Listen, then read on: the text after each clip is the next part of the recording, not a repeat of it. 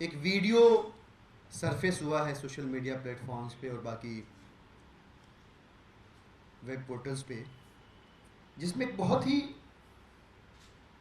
दिल को दहलाने वाली और अंदर से डराने वाली एक घटना हमारे सामने आई है। यह घटना दिल्ली के अंदर शाहाबाद डेरी इलाके की घटना है। इस वीडियो में एक लड़का कई बार लगातार चाकू से, एक धारदार हथियार से लड़की को मारता हुआ दिख रहा है। बताया जाता है कि वो लड़की नाबालिग है। और इतना ही नहीं, अपराध की जघन्यता देखिए कि धारदार हथियार से हमला करने के बाद भी वो लड़का पत्थर से उस लड़की को कुचलता है। और ये सारी घटना, इंसानियत को शर्मसार करने वाली घटना, दिल्ली के अंदर जो माताएं बहनें उनको अंदर से डराने वाली ये घटना सीसीटीवी कैमरे में कैद हुई। सबने देखा, दिल्ली ने देखा, देश ने देखा। और इस घटना ने एक बार फिर से दिल्ली की लॉ एंड ऑर्डर सिचुएशन को और लॉ एंड ऑर्डर सिचुएशन को संभालने की जिम्मेदारी जिस एलजी साहब पर है उनको भी सवालों के कटघरे में खड़ा कर देता है। हमने पहले भी बार बार इस बात को कहा है कि दिल्ली की कानून व्यवस्था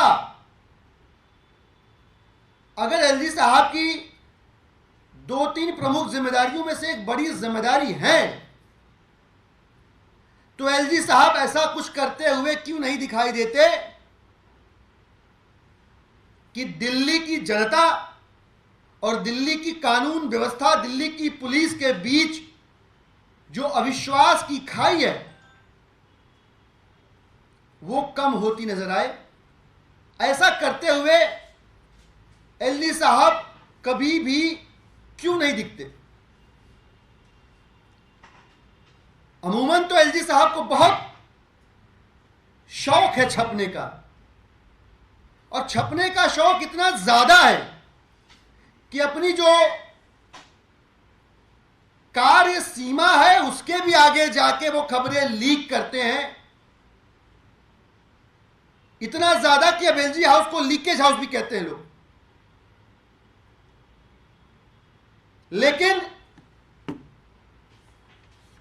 एक ट्वीट उनका मिलेगा फरवरी महीने का, उसके अलावा एलजी साहब कहीं भी धरातल पे दिल्ली की पुलिस और दिल्ली की कानून व्यवस्था को दुरुस्त करते हुए किसी को नजर नहीं आएंगे। वो सब कुछ ट्वीट कर देते हैं, और अधिकतर वो ट्वीट करते हैं जो उनका काम नहीं होता।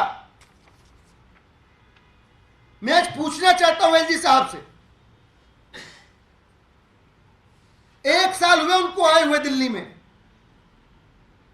और 1 साल के अंदर दिल्ली की कानून व्यवस्था का सत्यानाश कर दिया, बेड़ा गर्क कर दिया। बड़ी जिम्मेदारी से कह रहा हूं मैं, अगर कोई पूछ ले दिल्ली के अंदर कितने थाने, उनको पता भी नहीं होगा। मैं जानना चाहता हूं एलजी साहब से, आप तो वैसे जल बोर्ड के काम के लिए नौका विहार करने निकल जाते हैं, फ्लड के काम के लिए निकल जाते हैं पब्लिक में। दिल्ली की कानून व्यवस्था को लेकर आप कितनी बार पब्लिक में गए हैं? कितनी बार आप जनता के बीच गए या दिल्ली के किसी थाने में गए और वहां आपने किसी फरियादी से बात करके पूछा हो कि पिछले 1 साल से जिस दिल्ली को सुरक्षित करने की जिम्मेदारी मेरे कंधों पे है, उस दिल्ली में रहकर ए दिल्ली वासियों, आपको कितना सेफ फील हो रहा है मुझे बताइए। कितनी बार आपने ये पूछा है? कितनी बार आपने थानों का दौरा किया है? एलजी साहब, आपको तो शायद पता भी ना हो, दिल्ली के अंदर विधानसभा स्तर के थानों की समितियां भंग की गई। एमएचए ने कहा रिंस्टेट करो, वो रिंस्टेट भी नहीं हुई। और सांसदों को, आपके सांसदों को, बीजेपी के सांसदों को दिल्ली की कानून व्यवस्था से कुछ लेना देना नहीं है, जो डिस्ट्रिक्ट की कमेटियों को चेयर करते हैं, थाना लेवल कमेटियों। और वो इसलिए कि उन सबके मुखिया आप हैं। आपको भी दिल्ली की कानून व्यवस्था से कोई मतलब नहीं है। मैं 1 साल का डाटा बताता हूं एलजी साहब आपको। जब से आप एलजी बने हैं दिल्ली के अंदर, और ये हम नहीं कह रहे, एनसीआरबी का डेटा कह रहा है। एनसीआरबी अरविंद केजरीवाल जी की आम आदमी पार्टी की एजेंसी नहीं है, सेंट्रल गवर्नमेंट की एजेंसी है। एनसीआरबी का डेटा कह रहा है रोजाना 2 बलात्कार दिल्ली के अंदर हो रहे। बताइए आप क्या कर रहे हैं? आपको नींद कैसे आ रही है? दिल्ली के अंदर जो घटना हुई है आज, और इसके पहले की जो घटनाएं हुई हैं, महिलाओं के प्रति अपराध की जो घटनाएं हुई हैं, महिलाएं डरी हुई, हमारी माताएं बहनें सहम कर सवाल पूछ रही हैं, केजरी साहब वो दिन कब आएगा जब आप अपनी सियासी नींद से जागेंगे और दिल्ली की महिलाओं को सुरक्षा का भरोसा दिला पाएंगे। रोजाना 2 रेप हो रहे दिल्ली के अंदर। आपके पास इसको रोकने का न कोई उपाय है, न आपने इनको रोकने के प्रयास किए, इसका कोई प्रमाण है आपके पास। मैं आपको आंकड़े देता हूं, एनसीआरबी का डेटा कहता है कि 19 जो मेट्रोपॉलिटन सिटीज हैं देश के अंदर, उन 19 शहरों में इकलौती दिल्ली जिसको सेफ रखने की जिम्मेदारी आपकी है, जहां माताओं बहनों की सुरक्षा की जिम्मेदारी आपकी है जी साहब, इकलौती दिल्ली में कुल मिला दें 1/3 अपराध की घटनाएं महिलाओं के प्रति वो दिल्ली में होती हैं, लगभग 32.5%। आप क्या कर रहे हैं? बताइए आप क्या कर रहे हैं भाई? 4 महानगर है दिल्ली के अंदर, देश के अंदर। आप 3 महानगरों के अपराध के आंकड़े अगर क्लब कर देंगे, उससे ज्यादा अपराध सिर्फ दिल्ली में हो रहा है। ये पिछले 1 साल का बता रहा हूं मैं। एनसीआरबी का 2022 का डेटा मैं कोट कर रहा हूं आपके सामने। एक काम आपके पास कि दिल्ली को सेफ फील करवाइए, दिल्ली की महिलाओं को, माताओं बहनों को सुरक्षित महसूस करवाइए। आप वो कर नहीं पा रहे। आपको इस बात से फुर्सत नहीं कि अरविंद केजरीवाल जी जो दिल्ली की जनता के लिए काम कर रहे हैं, जो सुविधाएं दे रहे हैं, उसको कैसे रोक दूं, इस बात से आपको फुर्सत नहीं। सुप्रीम कोर्ट के आदेश की अवहेलना कैसे कर दूं, इस बात से आपको फुर्सत नहीं। यह सब कुछ क्या दिखाता है? क्यों नहीं आपको फुर्सत मिलती है? क्यों नहीं आपका मन पसीजता है?